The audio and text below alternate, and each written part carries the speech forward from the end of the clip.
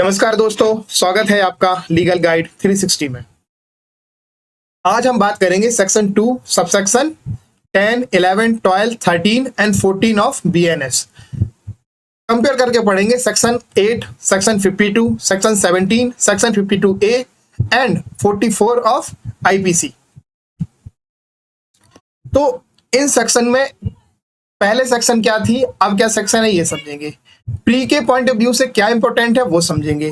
क्या कुछ नए लॉ के अंदर हमें बीएनएस के अंदर देखने को मिलेगा, जो हुआ है नया, उसको समझेंगे। तो सबसे पहले हम बात कर लेते हैं सेक्शन 2 की सबसेक्शन 10 ऑफ बीएनएस की। तो सबसेक्शन जो 10 है बीएनएस की, वो आईपीसी में सेक्शन जो 8 थी वो हो गई है। अब मतलब आईपीसी के अंदर जो सेक्शन 8 थी जेंडर की डेफिनेशन, वो अब जेंडर की डेफिनेशन अगर आपसे कोई पूछे कि बीएनएस में क्या है, तो वो सेक्शन 2 सबसेक्शन 10 ऑफ बीएनएस होगी। तो पहली चीज तो आपको ये याद रखनी है जो आपके लिए इंपॉर्टेंट है। अब जेंडर क्या होता है इस चीज को समझ लेते हैं। तो जेंडर की डेफिनेशन मतलब जिस भी लॉ के अंदर कहीं आपको जेंडर मिला दिखे, अगर कहीं पे बीएनएस के अंदर या आईपीसी के अंदर, तो जेंडर का मतलब क्या होगा। तो पहले तो मैं बता दूं कि आईपीसी के अंदर जेंडर का मतलब क्या था। तो आईपीसी के अंदर जेंडर का मतलब था he and its derivatives are use of any person. अब ही के डेरिवेटिव्स क्या हो गए, जैसे हिज हो गया, हिम हो गया, ये इसके डेरिवेटिव्स हो गए। ठीक है, अगर ये किसी पर्सन के लिए यूज होते हैं, अब कौन पर्सन के लिए यूज होंगे, जैसे मेल हो गया, फीमेल हो गया, तो कहीं भी जेंडर लिखा है उसका मतलब समझ लो आप कि वहां ही और सी दोनों की बात हो रही, मतलब मेल और फीमेल दोनों की बात हो रही। ये तो बात थी आईपीसी की।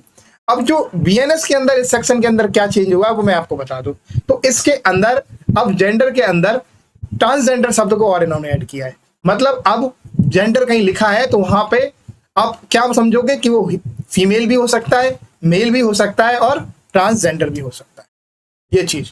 और जो दूसरी बात है, ये चीज ऐड करी गई, तो ये आपसे प्री का क्वेश्चन बन सकता है, ये आपके लिए क्वेश्चन हो सकता है कि जेंडर के अंदर कौन कौन इंक्लूड है। तो कौन कौन इंक्लूड हो गया, आईपीसी में पहले मेल और फीमेल इंक्लूड था, अब कौन कौन हो गया, मेल, फीमेल और transgender.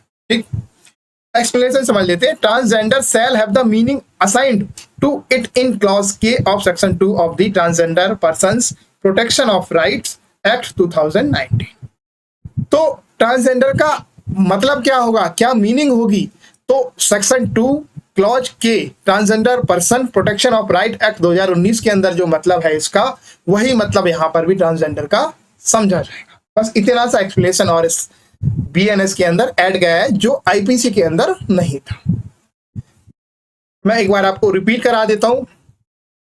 The pronoun he and its derivatives, अब इसके ही के डेरिवेटिव्स क्या हो जाएंगे, जैसे हिज हो गया, हिम हो गया, अगर वो किसी पर्सन के लिए यूज हो रहे हो, चाहे वो मेल हो चाहे फीमेल हो, तो जेंडर समझा जाएगा। अब बात कर लेते हैं बीएनएस के अंदर। तो बीएनएस के अंदर ट्रांसजेंडर वर्ड और यूज कर दिया गया कि ही और उसके डेरिवेटिव्स अगर किसी पर्सन के लिए यूज होते हैं, अब वो चाहे फिर मेल हो, चाहे फीमेल हो, चाहे ट्रांसजेंडर, बस। अब जेंडर के अंदर मेल, फीमेल और ट्रांसजेंडर तीनों जो है इंक्लूड होंगे। और ट्रांसजेंडर का मतलब क्या होगा, तो सेक्शन 2 क्लॉज के transgender person protection of rights act 2019 के अंदर जो मतलब है वही मतलब यहां पर भी होगा। बस इतनी सी बात इस डेफिनेशन में। इसके अलावा और कुछ एग्जाम में आपसे यहां से पूछने की संभावना नहीं है और आपको इससे ज्यादा टाइम देना भी है नहीं। दूसरी जो डेफिनेशन देखते हैं, सेक्शन 2 सबसेक्शन 11 ऑफ बीएनएस। तो सबसेक्शन 11 देख लेते हैं बीएनएस की। जो आईपीसी में कौन सी सेक्शन थी, 52 ऑफ आईपीसी थी, यानी गुड फेथ।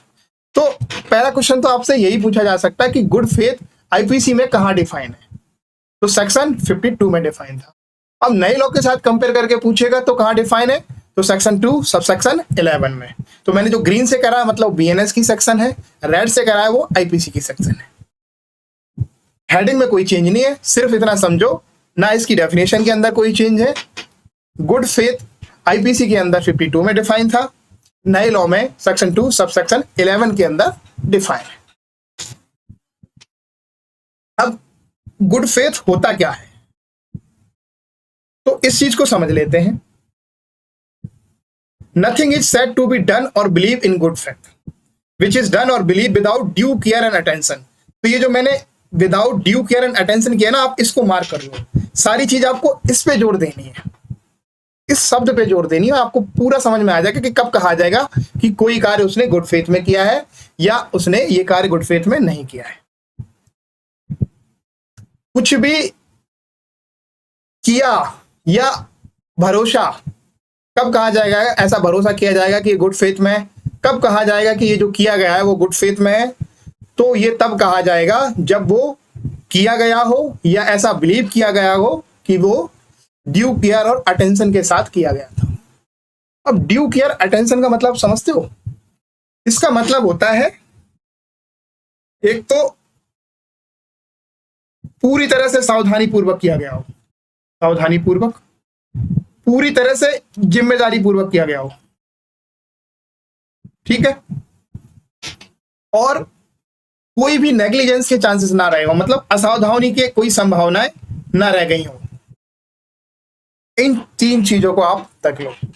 मतलब कोई अगर काम कोई व्यक्ति कर रहा है, कोई एक्ट करेगा या ओमिशन करेगा, दो ही चीजें करता है, मैं आपको ऑलरेडी बता चुका हूं। एक्ट और ओमिशन क्या होता है मैं ऑलरेडी आपको डिफाइन कर चुका हूं। तो कोई एक्ट या कोई ओमिशन अगर वो सावधानी पूर्वक करता है, जिम्मेदारी के साथ करता है, ठीक है, और उसके अंदर कोई भी नेग्लिजेंस के चांसेस नहीं है, तो इसका मतलब है कि उसने with due care and attention किया। और अगर with due care and attention किया है तो उसने फिर वो काम गुड फेथ में किया है। इतनी सी बात समझो। एग्जाम्पल एक ले लूं मैं, जैसे कि एक रोड पे गाड़ी की जो स्पीड लिमिट है वो 50 है। अब जो व्यक्ति गाड़ी चला रहा है उसने 3 सवारी बैठा रखी है। अब वो गाड़ी बिल्कुल स्पीड लिमिट में चला रहा है, जो नॉर्म्स हैं ड्राइवरी के वो फॉलो कर रहा है, सारी चीजें कर रहा है, इसके बाद भी एक्सीडेंट हो जाता है, तो इसे हम ये नहीं कहेंगे कि ये नेग्लिजेंस, ये with due care and attention नहीं था, ये with due care and attention था। तो यही कहा जाएगा कि इसने जो काम किया है वो गुड फेथ में किया है।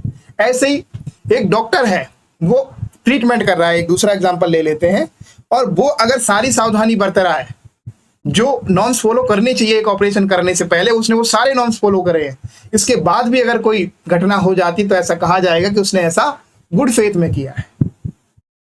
वहीं अगर ये डॉक्टर क्या करता है कि जो नॉर्म्स फॉलो करने हैं ऑपरेशन से पहले, जैसे कि ऑपरेशन से पहले कुछ टाइम भूखा रखना, कुछ खाना नहीं देना, ये पूरी तरह से सैनिटाइज करना, ग्लव्स पहनना, सारी चीजें आइसोलेशन करना, इन सब चीजों को अगर वो नॉर्म्स को फॉलो नहीं करता है और फिर कोई घटना होती तो ये कहा जाएगा कि उसने ये काम with due care and attention के साथ नहीं किया, इसलिए इसे हम गुड फेथ में नहीं कहेंगे। बस गुड फेथ का मतलब सिर्फ इतना ही है। कब कहा जाएगा कि ये काम गुड फेथ में किया गया है, कब कहा जाएगा, कब भरोसा किया जाएगा ये काम गुड फेथ में किया गया है, तो जब ये काम और जब ये omission with due care and attention के साथ किया जाए, तब ये माना जाएगा कि ये गुड फेथ में हुआ है। आई होप आपको समझ में आ गया होगा। आईपीसी और बीएनएस दोनों के अंदर इसकी डेफिनेशन सेम है, कोई भी चीज देखने को नहीं मिलता है। नेक्स्ट सेक्शन देखते हैं। तो नेक्स्ट सेक्शन है 2 सबसेक्शन 12 ऑफ बीएनएस। सेक्शन 2 तो चल ही रही है क्योंकि उसका पूरा डेफिनेशन क्लॉज है, उसकी सबसेक्शन 12 है बीएनएस की। और आईपीसी की सेक्शन क्या है, 17 है। डिफाइन क्या करती है, गवर्नमेंट को। तो एक क्वेश्चन तो आपसे ये पूछा जाएगा कि गवर्नमेंट जो आईपीसी में सेक्शन 70 के अंदर डिफाइन थी, अब बीएनएस यानी भारतीय न्याय संहिता 2023 में कहां डिफाइन है? तो आंसर होगा सेक्शन 2 सबसेक्शन 12। तो सेक्शन जो 17 थी आईपीसी में गवर्नमेंट की डेफिनेशन, वो अब गवर्नमेंट की डेफिनेशन बीएनएस में कहां मिलेगी, सेक्शन 2 सबसेक्शन 12 ऑफ बीएनएस। एक चीज तो ये याद रखनी है आपको यहां से। अब गवर्नमेंट का मतलब क्या है? तो पहली चीज जो चेंज देखने को मिलता है, the word government denotes, the central government और दी गवर्नमेंट ऑफ स्टेट लिखा हुआ था उस टाइम। यहां पे द वर्ड गवर्नमेंट डोनेट्स की जगह मींस वर्ड कर दिया। कोई चेंज नहीं है, सिर्फ शब्द चेंज हुए। गवर्नमेंट का मतलब है या गवर्नमेंट से अभिप्रेत है, आशय है। तो गवर्नमेंट से आशय क्या है, एक तो सेंट्रल गवर्नमेंट और स्टेट गवर्नमेंट। मतलब ये जहां भी गवर्नमेंट लिखा है वहां पे मतलब बात हो रही है या तो स्टेट गवर्नमेंट की या सेंट्रल गवर्नमेंट। सिंपल सी है और कोई भी चेंज नहीं है। बहुत ज्यादा इसमें जो गवर्नमेंट की डेफिनेशन थी उसमें ज्यादा दिमाग भी नहीं लगाना था, इसलिए मैंने आपको समझाया ही नहीं। गवर्नमेंट का मतलब आप सिंपल सा समझ लो, स्टेट गवर्नमेंट और सेंट्रल गवर्नमेंट, बस। और जो सेक्शन पहले क्या थी अब क्या है वो याद रखना, वो पूछा जा सकता है आपसे। नेक्स्ट सेक्शन जो है हमारी वो सेक्शन 2 सबसेक्शन 13 ऑफ बीएनएस, मतलब सबसेक्शन 13 बीएनएस की है, भारतीय न्याय संहिता की। और इसको हम कंपेयर करके किससे पढ़ रहे हैं, सेक्शन 52A ऑफ आईपीसी की। हार्बर की बात करती है ये, सस्त्र की बात करती है हार्बर। तो हार्बर जो सेक्शन 52A ऑफ आईपीसी में डिफाइन था, अब बीएनएस में कहां डिफाइन है, तो सेक्शन सबसेक्शन 13 सेक्शन 2 सबसेक्शन 13 में डिफाइन है। तो एक चीज आपसे ये पूछी जा सकती है एग्जाम में, इंपॉर्टेंट है, आपसे ये पूछ सकता है कि आईपीसी में जो हार्बर था वो 52A में डिफाइन था, नए लॉ में कहां डिफाइन है। तो नए लॉ में कहां डिफाइन है, सेक्शन 2 सबसेक्शन 13 ऑफ बीएनएस, मैंने ऑलरेडी ग्रीन से लिखा हुआ है। अब इस सेक्शन के अंदर काफी कुछ चेंज है और ये बहुत कुछ कॉन्सेप्ट चेंज कर देगी आपको, तो इसको मैं आपको डिटेल में भी पढ़ाऊंगा। तो पहले हम 52A ऑफ आईपीसी हार्बर की डेफिनेशन आईपीसी के हिसाब से समझ लेते हैं कि आईपीसी के हिसाब से हार्बर की डेफिनेशन क्या थी, अब बीएनएस के हिसाब से हार्बर की डेफिनेशन क्या है। तो मैंने जो रेड से किया है ये चीज आईपीसी के अंदर थी, बीएनएस के अंदर हटा दी गया है। तो समझ लेते हैं, harbour except in section 157 and section 130 of IPC के सेक्शन है 157 और सेक्शन 130 को छोड़ दो, जहां पे harbour is given by the wife or husband of the person harboured. तो जहां पे जो आश्रय दिया जा रहा है वो किसके द्वारा दिया जा रहा है, या तो वाइफ के द्वारा हस्बैंड को दिया जा रहा है या हस्बैंड के द्वारा वाइफ को दिया जा रहा है। ऐसी सिचुएशन है, मैं आपको एक इजी तरीके से समझाऊं। मान के चलो कोई हस्बैंड एक्यूज है, ठीक, अब 157 और 123 के अंतर्गत वो कोई ऑफेंस करता है। 157 के अंदर क्या ऑफेंस होता है, विधि विरुद्ध जमाव, जैसे लॉफुल असेंबली हो गई। अब क्या हो, एक एग्जांपल से मैं समझाऊं कि कोई एक हस्बैंड है, मान के चलो ये ए और बी, ए तो हस्बैंड हो गया और बी हो गया इसकी वाइफ, ठीक है। अब ये ए व्यक्ति है, ये कहीं पे क्या करता है, जो विधि विरुद्ध जमाव है उसमें ये लिप्त होता है और ये भाग आता है। अब इसकी वाइफ इसको आश्रय दे देती है, और आश्रय नहीं देती, इसकी हेल्प करती है हर तरीके से, शेल्टर प्रोवाइड कराती है, इसको फूड प्रोवाइड कराती है, ड्रिंक प्रोवाइड करा देती है, या मनी प्रोवाइड करा देती है, या इसको क्लॉथ प्रोवाइड करा देती है, आर्म्स या अम्यूनिशन और मीन्स ऑफ कन्वेंस, कुछ भी ऐसा जिससे उसे हेल्प हो जाए बचने में अरेस्ट होने से, ठीक। तो ऐसी जो वाइफ है इसको आप सजा नहीं दे सकते थे आईपीसी के अकॉर्डिंग। पर अगर आप बीएनएस की बात करें तो सजा दी जा सकेगी, बेशक उसकी वाइफ ही उसकी हेल्प क्यों ना करे। अब वही सेम अगर मान के चलो वाइफ अगर एक्यूज हो तो हस्बैंड मदद कर रहा हो तो हस्बैंड को भी बीएनएस में सजा मिल सकेगी, पर आईपीसी के अकॉर्डिंग हस्बैंड भी एक्सेप्शन में था। 1 से 30 जो आईपीसी है वो क्या कहती है, वो कहती है कि कोई व्यक्ति है जेल से भाग आया हो, कोई लॉफुल कस्टडी से भाग आया हो, या आप उसे छुड़ाने की कोशिश करते हो, या वो भाग आया तो उसको हेल्प कर रहे हो, फूड दे रहे हो, या उसको कट्टा दे रहे हो, या उसको गाड़ी दे रहे हो, कुछ भी दे रहे हो, व्हाटएवर, जो भी आप हेल्प कर रहे हो उसकी। तो अगर हस्बैंड और वाइफ में से, जैसे हस्बैंड एक्यूज है तो उसकी वाइफ कर रही है तो उसे सजा नहीं दी जाएगी, उसे एग्जम्प्ट माना है। अगर वाइफ एक्यूज है, हस्बैंड हेल्प उसकी कर रहा है तो नहीं मान, इसके अलावा कोई करता है तो आईपीसी के द्वारा उसे सजा मिलनी थी। पर अब बीएनएस में क्या किया है कि अब चाहे हस्बैंड की मदद वाइफ करती है ना तब भी उसे पनिश किया जाएगा, क्योंकि इन्होंने जो accept in section 157 and section 130 जो लिखा था उसको हटा ही दिया है। अब 130 जो इसमें जो लिखी है सेक्शन, वो अगर हम बात करें बीएनएस में तो 158 हो जाती है। आप इसको पढ़ लेना थोड़ा सा कि 158 क्या कहते हैं, मैंने मोटा मोटा बता दिया कि 130 जो बीएनएस के अंदर 158 है वो जेल से भागे हुए कैदी की हेल्प करना, या जेल से भगाने में मदद करना, या कोई जेल से कैदी भाग आया हो उसे आश्रय दे देना, इस तरह की अगर कोई चीज करता है तो उसे पनिशमेंट की बात करती है ये सेक्शन 130। और अगर इसकी कॉरेस्पॉन्डिंग सेक्शन की बात करें तो 158। ऐसे 157 जो है वो लॉफुल असेंबली के मेंबर्स के बारे में बात करती है। अगर इसका बीएनएस में देखें क्या सेक्शन हो जाएगी तो 157 तो आपकी हो जाती है 189 और सबसेक्शन 7 हो जाती है, और ऐसे जो 130 है वो 158 हो जाती है बीएनएस की। तो इनको आप पढ़ लेना बस। तो अब मैं एक डेफिनेशन पूरी तरह से पढ़ देता हूं और आपको बता देता हूं कि इस पूरी डेफिनेशन का मतलब सिर्फ इतना ही है कि कोई अक्यूज है, अब वो कहीं से भी भाग आया हो, कोई क्राइम करके आया हो, कोई ऑफेंस करके आया, तो आप उसकी किसी भी तरह की अगर मदद करते हो, किसी भी तरह की, अब वो कोई भी हो, बीएनएस के अकॉर्डिंग उसे सजा मिलेगी। चाहे वो उसे फूड दे रहा हो, चाहे ड्रिंक दे रहा हो, चाहे वो आर्म्स सप्लाई कर रहा हो, चाहे उसे कपड़े प्रोवाइड करा रहा हो, चाहे उसे रुकने के लिए जगह दे रहा हो, या कुछ और प्रोवाइड कर रहा हो, या कोई ऐसी हेल्प कर रहा हो जो उसे फायदा पहुंचा रही हो। और ये भी बिल्कुल जरूरी नहीं है सेक्शन के हिसाब से कि जो ऊपर लिखी है उनसे ये मिलती जुलती होनी चाहिए, बस वो अगर हेल्प कर रहा है उसकी, जिससे उस व्यक्ति की गिरफ्तारी नहीं हो पा रही है, तो आप सिंपल सा समझ लो कि वो उसे हार्बर कर रहा है, उसे पनिश मिलेगी बीएनएस की सेक्शन जो 2 है, सब सेक्शन 13 के अकॉर्डिंग। आईपीसी में पति और पत्नी एग्जम्प्ट थे। जब पति अक्यूज हो तो पत्नी उसे हेल्प दे सकती थी, और अगर पत्नी अक्यूज है तो पति हेल्प दे सकता है। तो बस इतना सा अंतर है। अब पति पत्नी एग्जम्प्ट नहीं है। नेक्स्ट सेक्शन जो है वो section 2 sub section 14 of BNS है।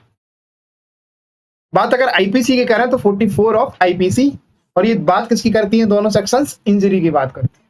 तो इंजरी अगर मैं आपसे कहूं कि इंजरी आईपीसी में कहां डिफाइन थी, तो 44 में डिफाइन थी। अगर क्वेश्चन ये पूछ लिया जाए कि बीएनएस में कहां डिफाइन है, तो बीएनएस में मेरे भाई सेक्शन 2 सब सेक्शन 14 के अंदर डिफाइन है। तो एक तो चीज यहां से आपसे बनी जाएगा, आप ये तो लिख ही लो, इससे तो क्वेश्चन बनने ही बनने हैं डेफिनेशन से। तो ये तो सेक्शंस आप बिल्कुल रट लेना कि पहले ये थी 44 थी, अब 14 है, सब सेक्शन 14 है बीएनएस के अंदर। तो इसकी डेफिनेशन के अंदर भी बहुत ज्यादा चेंज नहीं है। मैंने जो वर्ड जो लिख दिए हैं, बहुत ज्यादा डेफिनेशन को पढ़ने के बाद आपको अंतर नहीं आएगा समझ में। बस दी वर्ड इंजरी डोनेट्स, जो शब्द है इंजरी वो डोनेट्स करती है, या जो इंजरी का है उसका क्या मतलब है, कोई फर्क नहीं पड़ता दोनों चीजें से। तो दोनों लॉ के अंदर डेफिनेशन का जो इंजरी का मतलब वो सेम निकलता है। अब तब कहा जाएगा कि किसी व्यक्ति को इंजरी हो गई है, ठीक है। कब आप कहोगे कि इस व्यक्ति को इंजरी हुई है, तो एनी हार्म, किसी तरह का भी हार्म हो, whatever illegally cause to any person, पर वो कैसे हो, इलीगली किया, इलीगली उसे किसी पर्सन को किया गया हो। अब इलीगली का मतलब क्या होता है, पहले इस चीज को समझते हैं। इलीगली का मतलब क्या होता है, पहले इस चीज को समझते हैं। तो इलीगली का मतलब होता है जो ऑफेंस हो, मतलब किसी लॉ ने जैसे ऑफेंस डिक्लेयर करा हो, अगर फिर वो करते हो आप, तो आपने इलीगल एक्ट या इलीगल ओमिशन किया है। दूसरी चीज प्रोहिबिटेड बाय लॉ हो, जैसे प्रिवेंशन लॉ हो गए, प्रोहिबिटेड कर देते कि इस मौके यहां करना जुर्म है, दंडनीय अपराध है, तो प्रोहिबिटेड बाय लॉ हो। तीसरी चीज जिसपे सिविल एक्शन लिया जा सके। तो इलीगल क्या है, कोई ऑफेंस हो जिसे प्रोहिबिटेड बाय लॉ किया गया हो और जिसपे सिविल एक्शन लिया जा सके।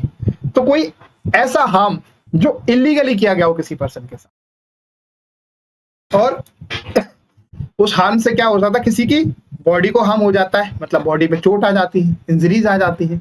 माइंड को, जैसे उसकी डिप्रेशन में चला जाए वो, उस ऑफेंस, उस एक्ट या उस ओमिशन के करने से व्यक्ति, एंजाइटी हो जाए उसको, और मानसिक रूप से कोई बीमारियां हो जाए, तो उसको क्या हुई है, माइंड की इंजरी होगी। रेपुटेशन, जैसे डिफेमेशन ले लो, बेस्ट एग्जांपल है इसका, कि कोई आपकी सोसाइटी के अंदर बहुत अच्छी इमेज है, आप बहुत रिस्पेक्टेड पर्सन है, पर किसी व्यक्ति ने ऐसे आपके ऊपर एलिगेशन लगाए जिसकी वजह से आपकी समाज में क्या हो गई, रेपुटेशन खराब होगी। तो आपको क्या हुई, इंजरी हुई है, किसके द्वारा, रेपुटेशन के द्वारा। ऐसे ही प्रॉपर्टी के बारे में हो गया, आपकी प्रॉपर्टी किसी ने इलीगली कब्जा कर लिया, तो आपको क्या हुआ, प्रॉपर्टी का हार्म हो गया, तो ये क्या हुई, आपको इंजरी हुई। तो इंजरी चाहे बॉडी के जरिए हो, चाहे माइंड के जरिए हो, चाहे रेपुटेशन के जरिए हो, चाहे प्रॉपर्टी के जरिए हो, पर इंजरी के लिए जो सबसे ज्यादा जरूरत है, तो वो उसके लिए सबसे पहली चीज है कि हार्म होना चाहिए। हार्म किस किस चीज को हो सकता है, बॉडी को हो सकता है, माइंड को हो सकता है, रेपुटेशन को हो सकता है, और प्रॉपर्टी हो सकता है। और सबसे बड़ी चीज जो याद रखनी है, ये चीज इलीगली होनी चाहिए। मतलब अगर लीगली किसी को हार्म हो रहा है ना, तो आप उसे इंजरी नहीं कहोगे। लीगली अगर किसी को बॉडी में अगर चोट आ जा रही है, किसी को बॉडी में हार्म हो रहा है, तो आप उसे इंजरी नहीं कहोगे। लीगली अगर किसी माइंड को, अगर किसी के माइंड को हार्म हो रहा है, तो आप उसे इंजरी नहीं कहोगे। ऐसे उसकी रेपुटेशन अगर लीगली तौर से अगर उसकी खराब हो रही है, तो आप उसे इंजरी नहीं कहोगे। ऐसे ही सेम प्रॉपर्टी के मामले। तो ये तो थी इंजरी की डेफिनेशन। अब एक्सरसाइज कर लेते हैं। If the offence be punishable with fine only, कोई अगर ऑफेंस है वो पनिशेबल केवल फाइन के द्वारा है केवल। अगर कोई ऑफेंस है ऐसा जो पनिशेबल ओनली फाइन है, कोई अगर ऐसी सजा है जिसमें जो कोई ऐसा ऑफेंस है जिसमें सजा जो है केवल फाइन है, imprisonment for non payment of fine, तो इतनी सजा हो सकेगी उसे अगर वो पेमेंट नहीं करता है फाइन की। ऐसी सिचुएशन है, मान के चलो कि एक ऑफेंस है जिसमें ये लिखा हुआ है कि इसमें सिर्फ फाइन ही किया जा सकता है सजा के तौर पे। अब उसको फाइन कर दिया, अब उस पे फाइन किया तो ये पूछ रहे अगर वो फाइन ना दे तो इसके डिफॉल्ट में उसे कितनी सजा हो सकती है और किस तरह की सजा हो सकती है। तो हैज टू बी सिंपल, उसे सिंपल सजा होगी। हैज टू बी रिग्रेस, क्या उसे रिग्रेस सजा होगी इसके बदले में। कैन बी रिग्रेस और सिंपल, उसे रिग्रेस भी की जा सकेगी, सिंपल भी की जा सकेगी, मतलब डिस्क्रिप्शन आ जाएगी कोर्ट के पास। नो इम्प्रिजनमेंट, मतलब कोई सजा ही नहीं दे सकोगे। तो चार में से ऑप्शन क्या है, तो मैं आपको बता दूं, नॉन पेमेंट ऑफ फाइन के मामले में हमेशा सिंपल ही सजा दी जा सकेगी। तो आंसर इसका क्या हो गया, आंसर इज ए। सेक्शन की बात करें तो 67 आईपीसी ओनली आप पढ़ सकते हो। और अगर बीएनएस की बात करें तो सेक्शन 8 सब क्लॉज 5 इसका पढ़ सकते हो। अब देखो दूसरा क्वेश्चन है, x is at work with hatchet. Hatchet मतलब जो वो होती है कुल्हाड़ी, कुल्हाड़ी का जो फल होता है आगे का उसको बोलते हैं। The head of hatchet flies off and kills a man bye.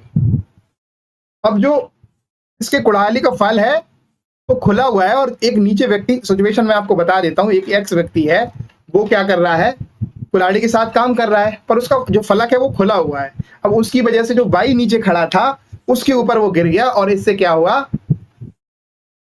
कि जो बाई है उसकी मृत्यु हो गई।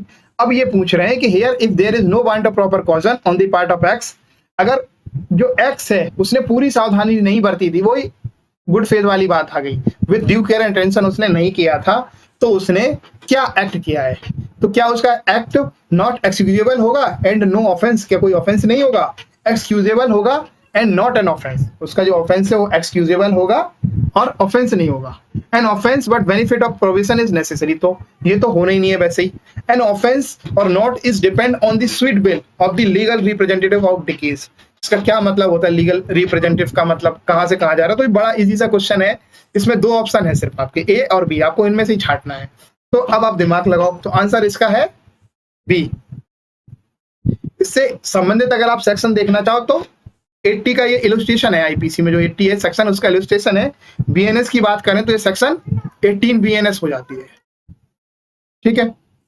अब नेक्स्ट क्वेश्चन है the right of private defence of the body के रिगार्डिंग, ठीक है। एक ये क्वेश्चन हुआ आपका। तो पहला ऑप्शन है commences as soon as reasonable apprehension of danger to the body arises, ठीक है। डेंजर भी है, अप्रीहेंशन भी है और अराइजन हो रहा है from an attempt or threat to commit the offence and it continues as long as such apprehension of the danger to body continues, ठीक है। होल्ड करके रखते हैं अभी। Commences as soon as reasonable apprehension or danger to body arisen from attempt or threat to commit the offence and continue even after the apprehension cease, जब खत्म हो गया उसका इसके बाद भी। Commences only when the assault is actually done and continue during the period of assault. तो ये तो है ही नहीं सी आपका, इसको तो आप वैसे ही काट दो। Commence only when the assault is actually done and continues even after the assailant has slept, तो ये भी कट गया। तो आंसर इसका हो गया ए, ये बी भी कट गया, आंसर इज ए। अब अगर इसको आप आईपीसी में बात करो तो 102 आईपीसी आप देख लो, कॉरेस्पॉन्डिंग सेक्शन अगर इसकी बात करें बीएनएस में तो 40 हो जाती है, ठीक है। For criminal conspiracy the minimum number of person require is, criminal conspiracy के लिए कितने कम से कम व्यक्ति रिक्वायर है, आवश्यक है क्रिमिनल कॉन्स्पिरेंसी करने के लिए। 7, 5, 2 और 3। तो 7 है, 5 है, 2 है, सोचो आप, आंसर इजी है इसका। तो answer is C, answer is C. Minimum कम से कम 2 व्यक्ति तो क्रिमिनल कॉन्स्पिरेंसी के लिए चाहिए ही है। बड़ा लॉजिक यार, एक आदमी अकेला अपने आप से क्या कॉन्स्पिरेंसी करेगा। और 120 इसके लिए अगर आपको सेक्शन पढ़नी है तो 120A आईपीसी और कॉरेस्पॉन्डिंग सेक्शन की बात करें तो 61 का सब सेक्शन 1 बीएनएस। नेक्स्ट देख लेते हैं। Thank you so much, join our Telegram channel to get free study material. अगर आपको ये पीडीएफ जो मैंने पढ़ाई अगर ये चाहिए तो आप मेरे इस टेलीग्राम चैनल ये जो लिंक है इस क्यूआर कोड को आप स्कैन करके इजीली इसकी पीडीएफ पा सकेंगे। इसके अलावा भी मैं वीडियो की डिस्क्रिप्शन में इसकी लिंक ऑलरेडी टेलीग्राम की लिंक डाल देता हूँ। Thank you for watching, subscribe for more videos. अगर मैं आपको समझा पाया हूँ, अगर आपको समझ आया है मेरा वीडियो, अगर अच्छा लगा है, मेरी मेहनत अगर आपको समझ में आ रही है, तो please like, share and subscribe.